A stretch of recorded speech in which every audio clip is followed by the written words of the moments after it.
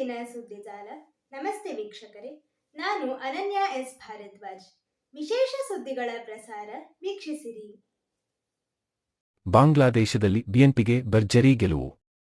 ಬಾಂಗ್ಲಾದೇಶದ ಚುನಾವಣಾ ಆಯೋಗದ ಪ್ರಕಾರ ಫೆಬ್ರವರಿ 12ರಂದು ನಡೆದ ಸಂಸತ್ ಚುನಾವಣೆಯಲ್ಲಿ ಭರ್ಜರಿ ಜಯ ಸಾಧಿಸಿ ಸಂಪೂರ್ಣ ಬಹುಮತದ ಸ್ಥಾನಗಳನ್ನು ಗೆದ್ದ ನಂತರ ಅಧ್ಯಕ್ಷ ತಾರಿಕ್ ರೆಹಮಾನ್ ನೇತೃತ್ವದ ಬಾಂಗ್ಲಾದೇಶ ರಾಷ್ಟ್ರೀಯವಾದಿ ಪಕ್ಷವು 2 ದಶಕಗಳ ನಂತರ ಢಾಕಾದಲ್ಲಿ ಮತ್ತೆ ಅಧಿಕಾರಕ್ಕೆ ಬರಲಿದೆ.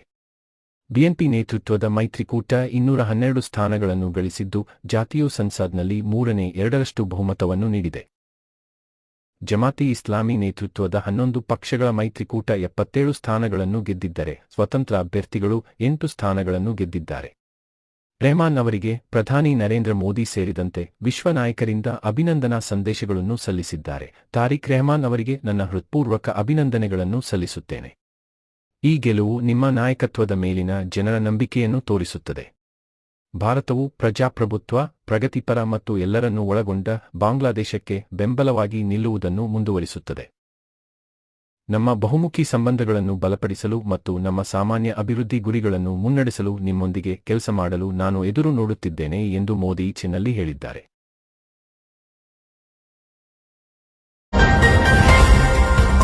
ಪ್ರಧಾನಮಂತ್ರಿ ಕಚೇರಿ ನೂತನ ಕಟ್ಟಡ. ಸೇವಾ ತೀರ್ಥವನ್ನು ಉದ್ಘಾಟಿಸಿದ ಪ್ರಧಾನಮಂತ್ರಿ ಕಚೇರಿಯನ್ನು ಪಿಎಂಒ ನೂತನ ಕಟ್ಟಡ ಸೇವಾ ತೀರ್ಥಕ್ಕೆ ಶುಕ್ರವಾರ ಸ್ಥಳಾಂತರಗೊಳಿಸಲಾಯಿತು. ಇನ್ನು ಮುಂದೆ ಪ್ರಧಾನಮಂತ್ರಿ ಕಚೇರಿಯನ್ನು ಸೇವಾ ತೀರ್ಥ ಎಂದೇ ಕರೆಯಲಾಗುತ್ತದೆ.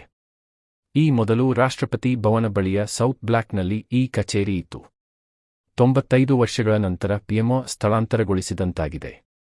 ಕೇಂದ್ರೀಯ ಸಚಿವಾಲಯ 2 ಕಟ್ಟಡಗಳನ್ನು ಹೊಂದಿದ್ದು, ಇವುಗಳನ್ನು ಕರ್ತವ್ಯ ಭವನ 1 ಹಾಗೂ ಕರ್ತವ್ಯ ಭವನ 2 ಎಂಬುದಾಗಿ ಕರೆಯಲಾಗುತ್ತದೆ.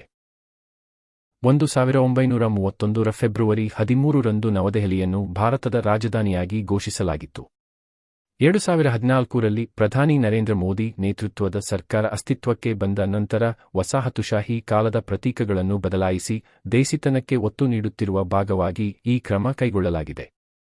ಪ್ರಧಾನಿ ಮೋದಿ, ಕೇಂದ್ರ ಸಚಿವರಾದ ಮನೋಹರಲಾಲ್ ಖಟ್ಟರ್, ಜಿತೇಂದ್ರ ಸಿಂಗ್ ಹಾಗೂ ಪಿಎಂಒದ ಉನ್ನತ ಅಧಿಕಾರಿಗಳಿದ್ದ ವಾಹನಗಳು ಸೌತ್ ಬ್ಲಾಕ್ನಿಂದ ಹೊರಟು ಸೇವಾ ತೀರ್ಥ ತಲುಪಿದವು. ನೂತನ ಕಚೇರಿಯಲ್ಲಿ ಪಿಎಂಒ, ರಾಷ್ಟ್ರೀಯ ಭದ್ರತಾ ಪರಿಷತ್ತಿನ ಸಚಿವಾಲಯ ಹಾಗೂ ಸಂಪುಟ ಸಚಿವಾಲಯ ಕಚೇರಿಗಳನ್ನು ಮೋದಿ ಉದ್ಘಾಟಿಸಿದರು. ನೂತನ ಕಚೇರಿಗೆ ಪ್ರವೇಶಿಸಿದ ಬಳಿಕ ಅಲ್ಲಿ ಪ್ರತಿಷ್ಠಾಪಿಸಿರುವ ಗಣೇಶ ಮೂರ್ತಿಗೆ ಮೋದಿ ಪೂಜೆ ಸಲ್ಲಿಸಿದರು. ಸೇವಾ ತೀರ್ಥ ಎಂದು ದೇವನಾಗರಿ ಲಿಪಿಯಲ್ಲಿ ಬರೆದಿರುವ ಫಲಕವನ್ನು ಇದೇ ವೇಳೆ ಅವರು ಅನಾವರಣಗೊಳಿಸಿದರು. ನಾಗರಿಕ ದೇವೋ ಭವ ಎಂಬ ಅಡಿಬರಹವೂ ಇದೇ ಫಲಕದಲ್ಲಿದೆ. ಬಳಿಕ ಮಹಿಳೆಯರು, ರೈತರು, ಯುವ ಜನತೆ ಹಾಗೂ ಹಿರಿಯ ನಾಗರಿಕರ ಕಲ್ಯಾಣ ಕುರಿತ ಯೋಜನೆಗಳಿಗೆ ಸಂಬಂಧಿಸಿ ಹಲವು ನಿರ್ಧಾರಗಳನ್ನು ತೆಗೆದುಕೊಂಡರು. ರಾಷ್ಟ್ರೀಯ ಭದ್ರತಾ ಸಲಹೆಗಾರ ಅಜಿತ್ ಡೋಭಾಲ್, ಪ್ರಧಾನ ಕಾರ್ಯದರ್ಶಿಗಳಾದ ಪಿ.ಕೆ. ಮಿಶ್ರಾ, ಶಕ್ತಿಕಾಂತ ದಾಸ್ ಸೇರಿ ಉನ್ನತ ಅಧಿಕಾರಿಗಳು ಇದ್ದರು. ಅಣೆಕಟ್ಟೆ ಸುರಕ್ಷತೆಗೆ ಆದ್ಯತೆ ಅಗತ್ಯ. ಸಿದ್ದರಾಮಯ್ಯ, ದೊಡ್ಡ ಅಣೆಕಟ್ಟೆಗಳನ್ನು ನಿರ್ಮಿಸುವುದು ಎಷ್ಟು ಮುಖ್ಯವೋ ದೀರ್ಘಾವಧಿಯಲ್ಲಿ ಅವುಗಳ ಸುರಕ್ಷತೆಯನ್ನು ಕಾಪಾಡಿಕೊಳ್ಳುವುದು ಅಷ್ಟೇ ಮುಖ್ಯ. ಅದು ಇಂದಿನ ತುರ್ತು ಎಂದು ಮುಖ್ಯಮಂತ್ರಿ ಸಿದ್ದರಾಮಯ್ಯ ಒತ್ತಾಯಿಸಿದರು. ಕೇಂದ್ರ ಸರ್ಕಾರ, ರಾಜ್ಯ ಸರ್ಕಾರ, ಕೇಂದ್ರ ಜಲ ಆಯೋಗ ಮತ್ತು ವಿಶ್ವ ಬ್ಯಾಂಕ್ ಸಹಭಾಗಿತ್ವದಲ್ಲಿ ಬೆಂಗಳೂರಿನಲ್ಲಿ ಶುಕ್ರವಾರ ಆಯೋಜಿಸಲಾಗಿರುವ 2 ದಿನಗಳ ಅಂತಾರಾಷ್ಟ್ರೀಯ ಅಣೆಕಟ್ಟೆ ಸುರಕ್ಷತೆ ಸಮ್ಮೇಳನ 2026 ಅನ್ನು ಉದ್ಘಾಟಿಸಿ ಅವರು ಮಾತನಾಡಿದರು. ದೇಶದ ಮೊದಲ ಪ್ರಧಾನಿ ನೆಹರು ಅವರು ಅಣೆಕಟ್ಟೆಗಳನ್ನು ಆಧುನಿಕ ಭಾರತದ ದೇವಾಲಯಗಳು ಎಂದು ಕರೆದಿದ್ದರು. ಅವರ ಮಾತು ನಿಜ. ಅಣೆಕಟ್ಟೆಗಳ ಕಾರಣಕ್ಕೆ ದೇಶದಲ್ಲಿ ಕೃಷಿ ಕ್ಷೇತ್ರ ಪ್ರಗತಿ ಸಾಧಿಸಿದೆ. ಜಲವಿದ್ಯುತ್ನ ಕಾರಣದಿಂದ ಕೈಗಾರಿಕೆಗಳು ಬೆಳವಣಿಗೆಯಾಗಿವೆ ಮತ್ತು ಜನರ ಜೀವನಮಟ್ಟ ಸುಧಾರಿಸಿದೆ. ನಮ್ಮಲ್ಲಿ ಬೃಹತ್ ಅಣೆಕಟ್ಟೆಗಳನ್ನು ನಿರ್ಮಿಸಿಬಿಟ್ಟಿದ್ದೇವೆ. ಆದರೆ ಅವುಗಳ ಸುರಕ್ಷತೆಗೆ ಇನ್ನಷ್ಟು ಗಮನ ಕೊಡಬೇಕಿದೆ ಎಂದು ವಿವರಿಸಿದರು. ಅಣೆಕಟ್ಟೆಗಳಲ್ಲಿ ಹೂಳು ತುಂಬಿಕೊಳ್ಳುತ್ತದೆ. ಭೂಕಂಪ ಮತ್ತು ಅತೀವ ಪ್ರವಾಹದಿಂದ ಅದರ ರಚನೆಗೆ ಧಕ್ಕೆಯಾಗುತ್ತದೆ. ಶತ್ರು ದೇಶದವರು ಅವುಗಳ ನಾಶಕ್ಕೆ ಯತ್ನಿಸಲೂಬಹುದು. ಇವೆಲ್ಲ ಅಣೆಕಟ್ಟೆಗಳು ಎದುರಿಸುತ್ತಿರುವ ಬಹು ಆಯಾಮದ ಅಪಾಯಗಳು. ಅಣೆಕಟ್ಟೆ ಅಥವಾ ನೀರಿಗೆ ರಾಜಕೀಯ ಗಡಿ ಇರುವುದಿಲ್ಲ. ಈ ಅಪಾಯಗಳು ರಾಜಕೀಯ ಗಡಿಯನ್ನು ಪರಿಗಣಿಸುವುದಿಲ್ಲ. ಹೀಗಾಗಿ ಕೇಂದ್ರ ಮತ್ತು ರಾಜ್ಯ ಸರ್ಕಾರಗಳು ಪಕ್ಷಭೇದ ಮರೆತು ಅಣೆಕಟ್ಟೆಗಳ ಸುರಕ್ಷತೆಗೆ ಆದ್ಯತೆ ನೀಡಬೇಕು ಎಂದರು. ಜಲ ಸಂಪನ್ಮೂಲ ಸಚಿವರೂ ಆಗಿರುವ ಉಪ ಮುಖ್ಯಮಂತ್ರಿ ಡಿ.ಕೆ. ಶಿವಕುಮಾರ್, ನಮ್ಮ ದೇಶದಲ್ಲಿರುವ 2/3 ಅಣೆಕಟ್ಟೆಗಳು ಕನಿಷ್ಠ 25 ವರ್ಷಗಳಷ್ಟು ಹಳೆಯವು. ಹೀಗಾಗಿ ಅವುಗಳ ಸ್ಥಿತಿಗತಿಯ ಬಗ್ಗೆ ತುರ್ತಾಗಿ ಪರಿಶೋಧನೆ ನಡೆಸುವ ಅಗತ್ಯವಿದೆ. ಅವುಗಳಲ್ಲಿ ಹೂಳು ತುಂಬಿದೆಯೇ ಎಂಬುದನ್ನು ಖಚಿತಪಡಿಸಿಕೊಳ್ಳಬೇಕು. ಕ್ರೆಸ್ಟ್ಗೇಟ್ಗಳು ಸುಸ್ಥಿತಿಯಲ್ಲಿವೆ ಎಂಬುದನ್ನು ಪರಿಶೀಲಿಸಿ ಅಗತ್ಯವಿದ್ದರೆ ಬದಲಿಸಬೇಕು ಎಂದರು. ಈಗ ರಾಜ್ಯ ಸರ್ಕಾರಗಳು ಮತ್ತು ಸಂಬಂಧಿತ ಜಲ ನಿಗಮಗಳು ಕ್ರೆಸ್ಟ್ಗೇಟ್ಗಳ ಪರಿಶೀಲನೆ ಮತ್ತು ದುರಸ್ತಿ ಕೆಲಸ ಮಾಡುತ್ತಿವೆ. ಕೇಂದ್ರ ಸರ್ಕಾರವು ಅಣೆಕಟ್ಟೆ ಪುನರುಜ್ಜೀವನ ಮತ್ತು ಸುಧಾರಣಾ ಕಾರ್ಯಕ್ರಮದ ಮೂಲಕ ಹಣ ಒದಗಿಸುತ್ತಿದೆ. ಆದರೆ ಈ ಕಾರ್ಯಕ್ಕೆ ಇನ್ನಷ್ಟು ಪ್ರಬಲವಾದ ವ್ಯವಸ್ಥೆ ರೂಪಿಸಬೇಕು ಎಂದು ಒತ್ತಾಯಿಸಿದರು. ಸರಣಿ ಅಪಘಾತದಲ್ಲಿ ಬೈಕ್ ಸವಾರ ಸೇರಿ 7 ಮಂದಿ ಸಾವು.